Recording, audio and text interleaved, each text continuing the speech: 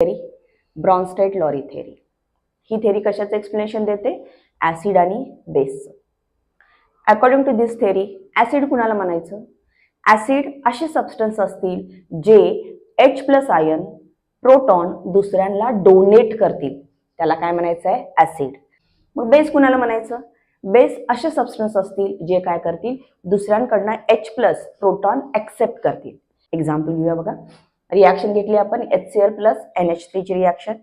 Conversion कशात झालंय? NH4 + Cl-. Reaction जर नीट बघितली तर बघा HCl चं कन्वर्जन कशात झालंय? Cl मध्ये.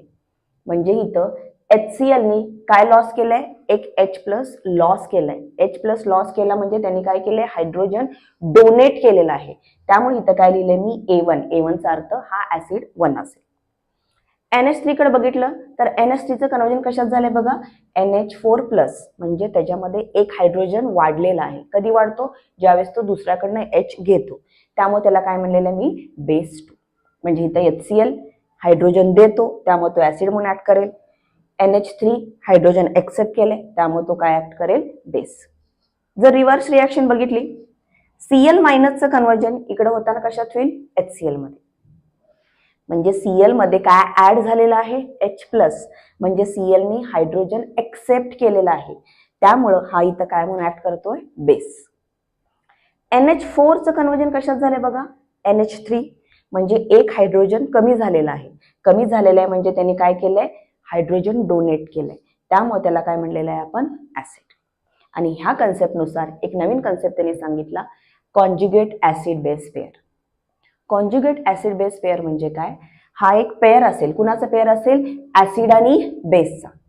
जो डिफर असेल म्हणजे वेगळा असेल. कुणाने?